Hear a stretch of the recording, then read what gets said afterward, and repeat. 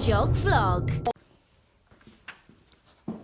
Well guys, I had an Amazon Prime trial, so I watched a lot of stuff on Amazon Prime Video, and it's really cold out, so here's my plan. I'm gonna go do 10 movie reviews right here, right now, real quick. Buckle up. First up, Death Spa. A lot of situation here regarding when this was even made. I'm seeing 87 to 91. There's a health spa. This seems to be, I'm leaning towards 87, more of a health craze type thing. These were coming up in Los Angeles and going down just as quick. And a lot of people show up over here, and then what do you know? There's like an electrical storm or something, and you're thinking, okay, so maybe something got possessed in the computer. This is a very high-tech health spa, and it's killing off the people who work there. That's not really the case. There's also a ghost thing. This crazy wife burned herself to death. I guess she got some accident, was crippled, and she's possessing these things. So it's like, what angle are we really going for here? The kills are not that exciting. There's a guy who gets injured doing what is this, a butterfly thing? That's not even how the machine works, the way this guy, it works, it just goes back like this. It's not going to go beyond that. It's not a well thought out movie. The gore and mayhem is nonsensical. I mean, who looks into a mirror and then the mirror blows up? Ah, shit. Death Spa, 1.5 stars out of 4. These are all out of 4 stars, by the way. Chopping Mall, a little bit better. You have a mall with armed security, robotic things walking around. They're not very threatening looking, but they're not real peaceful looking like you would actually see in reality, I would hope. And I'm thinking what happens here is like, this is where something gets shorted out and now they're gone rogue and they're killing everything. There's people who work in the mall and they're having a party and they're hooking up like some orgy in a mattress store. Not the kind of thing that I would really think anybody would want to do, especially if these are supposed to be kind of normal folk. We have a few recognizable people in here. Dick Miller is a janitor. He gets killed. The chick from Reanimator, she shows her boobs and dies, of course, because this is from like 86 or something.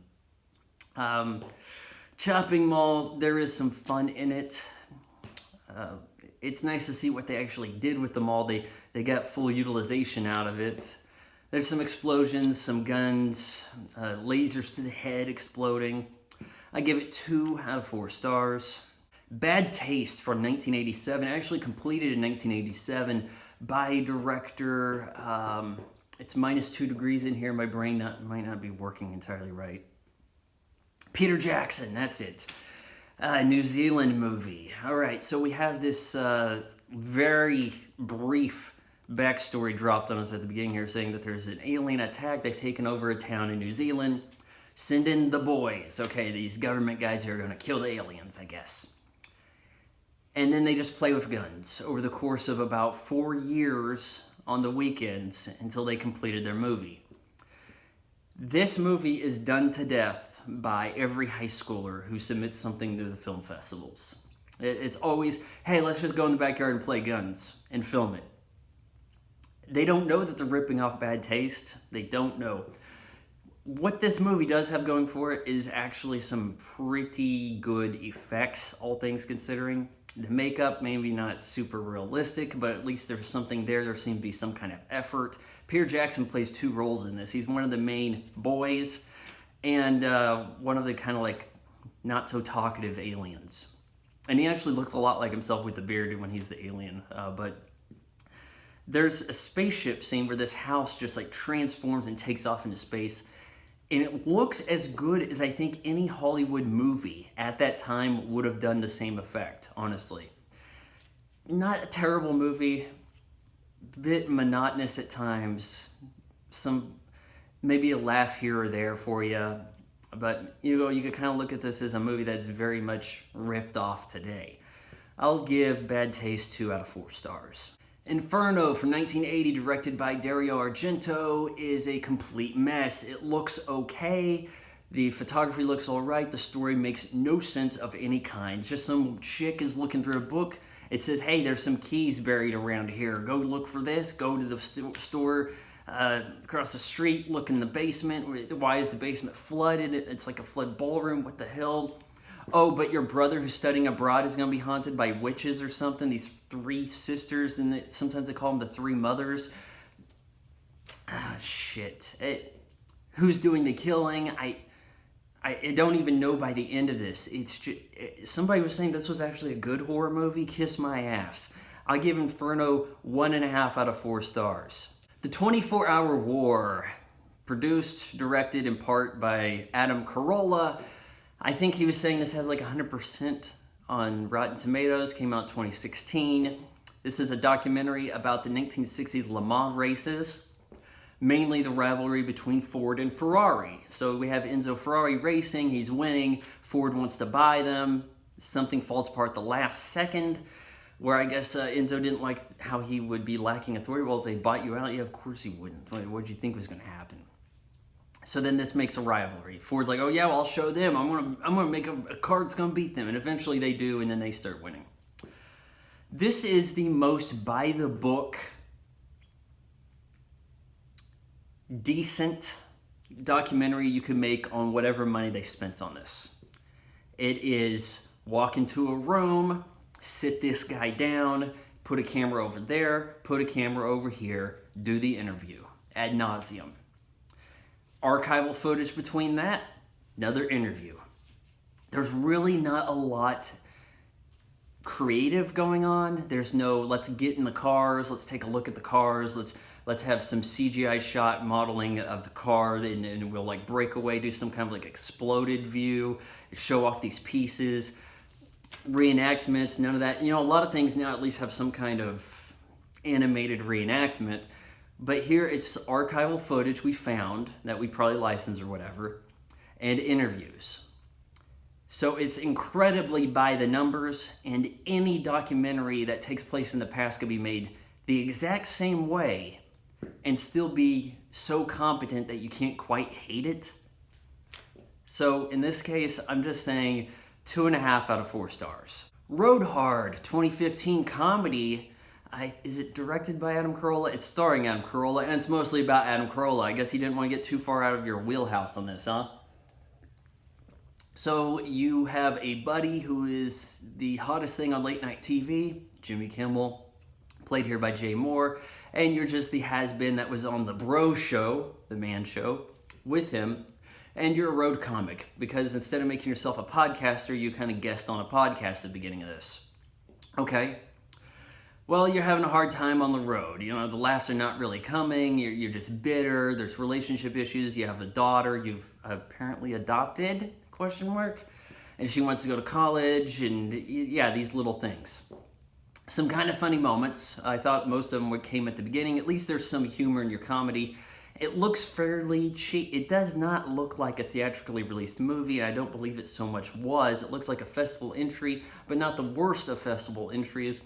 I think it could have picked up a little bit better, you know, sagged a bit in the middle.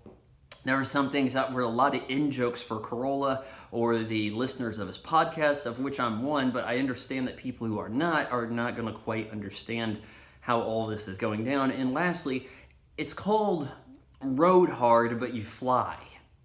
Shouldn't you have been on a road trip for Road Hard? You know, why did it have to take place over the course of like a year or several months? So it just, I feel like this should have been a road movie. It's called Road Hard. Jesus. I'll give Road Hard 2 out of 4 stars. Gremlins 2, the new batch from 1990. I have not seen this movie in 27 some years. I think I watched it on VHS or something when it was released.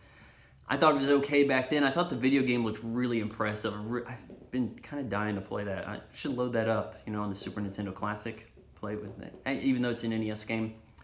Anyways, Gizmo now looks different in color and wider ears, I'm guessing. And he's in New York City, where, is it New York City? Well, the old guy who took him back, he died of old age, and now these developers have developed up this area, and it's basically an analog for Donald Trump and Ted Turner, because not only is he building all this unnecessary real estate stuff people don't really like so much, these eyesores, but he also runs like a cable network inside. and that's kind of bizarre. Gizmo is found in there, experimented on a bit. He gets wet. Gremlins pop out, and then they eat after midnight. Well, okay, Mogwai pop out. Then they eat after midnight. They're Gremlins, and this one is more tongue-in-cheek. It has a lot of fun with itself. In the previous movie, sometimes this works, sometimes it doesn't. An example of it working: Phoebe Cates. They mentioned something about Abraham Lincoln. Oh, don't tell me about Lincoln. I had a traumatic experience with Lincoln when I was younger. And then, the main guy, he's like, oh yeah, go forget that, and maybe another time. I kind of like how that was mentioned, a joke on her thing about Santa Claus that just kind of like turned the previous movie into a drama out of nowhere. That was interesting to me. I did not really care so much for breaking the fourth wall. Hey, let's cut to a movie theater showing the movie and everybody complaining. That was some kind of nonsense. There's a lot of things, too much winking around. How did these Gremlins know about all this stuff, even if they have access to the TV? I guess they felt like they couldn't do the same movie again. But this one's kind of a downer. I give Gremlins 2 out of 4 stars. Mr. Roosevelt, the most derivative millennial comedy you have ever seen in your life. Director star Noelle Wells has to show her boobs to get you to watch her movie. Yeah, you don't even remember her being an SNL castmate, do you? I know I don't. Oh boy. You're in for some millennial bullshit when the start of the movie says shot on Kodak motion picture film. Yeah, because real movies back in the day didn't have to say that they were actually shot on film.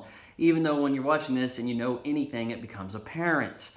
Oh, but does any of this sound familiar to you guys? Struggling, quirky comedian in Los Angeles has to move back home for a bit, yeah. And then she's all uptight, but she mellows out when she discovers weed.